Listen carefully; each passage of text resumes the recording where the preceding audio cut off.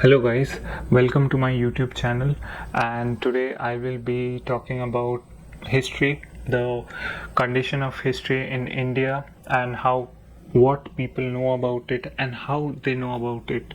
So let me put it very bluntly that the state of history in India is pathetic.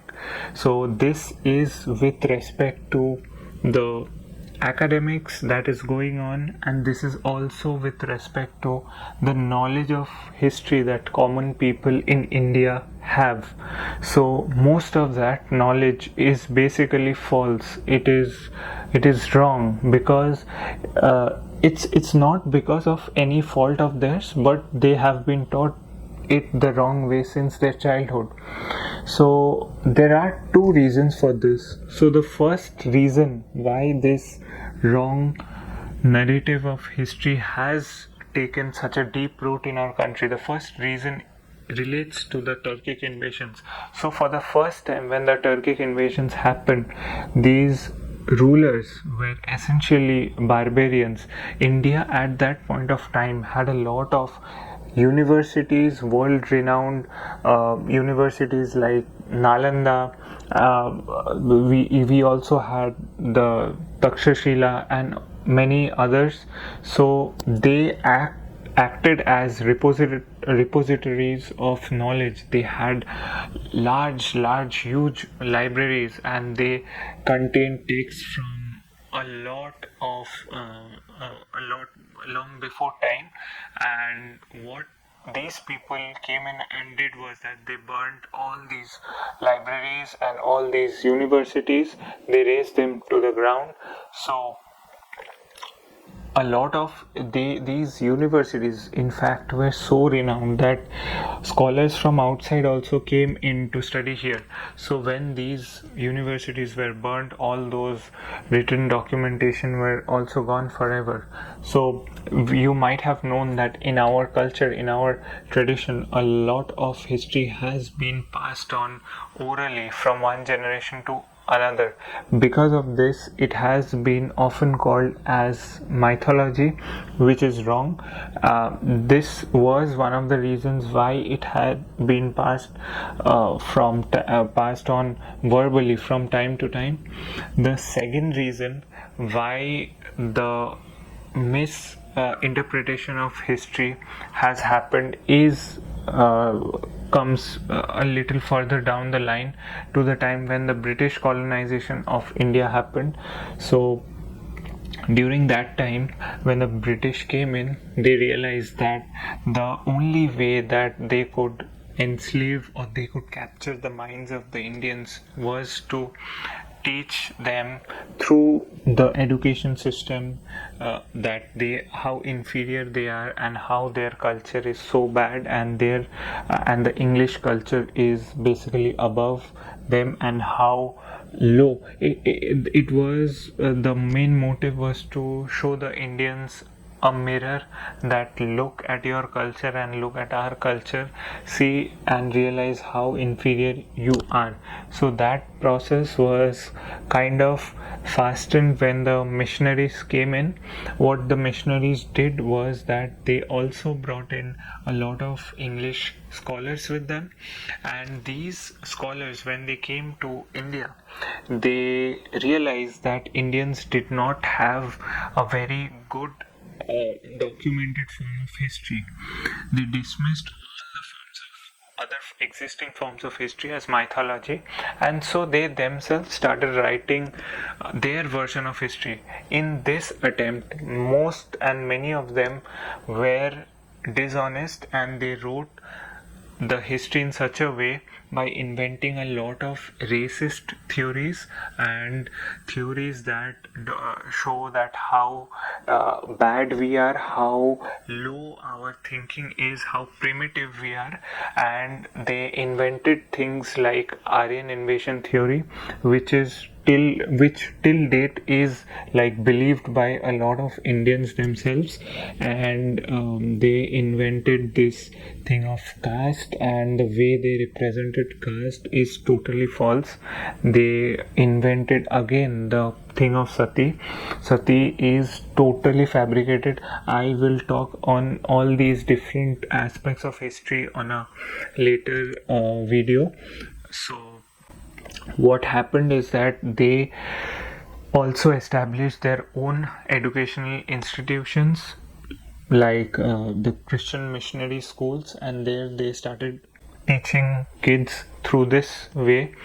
And after India's independence, when the government came into power, essentially that version of history was continued. By our history after independence were written by a group of historians called the Marxist historians. So they believed in the same narrative the British gave us, and they did not do an honest work when it comes to writing our history. So all in all, what happened in 1947 is that after 1947 is that we got independence politically, but mentally we were still colonized. One of the biggest reason is that we kept on reading how inferior we are, how we are only a place where invasions happen and we are conquered by everyone. So we still today we remain colonized. We have this north and south divide, the Aryans and the Dravidians myth, and how bad Hinduism is all about these caste systems and sati and all these barbaric primitive practices. But the good thing that is happening right now is that many people, because of social media and internet, they are getting to know about stuff. There have been books that expose completely the how these concepts are false. Scientifically they prove. We also idolize many leaders who do not deserve to get that much of fame that we are told to give them. This is especially true for the freedom fighters during the independence era, and also the kings and queens whom we study about. I find that it's incredibly Delhi-centric, as if Delhi was like the capital even on during that time. Even the reality is that it was not. It was for some periods of time, but there were much bigger and much more influential rulers and empires that ruled outside Delhi than it ruled Delhi. I mean, for some time Delhi was the center point of focus, but it was just during very short amounts of time, or even if it was not like for 500 years continuously. If you read our history books, you get the impression that okay, that was the seat of power permanently. There were incredible kings in the north, like Lalitaditya. About nothing about him is ever written in the history books. We have the Kushans, the great Kushans. We have the Ahoms in the northeast part of India, in Assam. They have defeated the Mughal Empire at its peak about like 15-16 times. Still they don't get a place. The incredible Cholas in the south, they extended India's sphere of influence, to countries such as in Indonesia and others. So those, they do not get sufficient weightage as how much they should have been given. But and there are many more like these.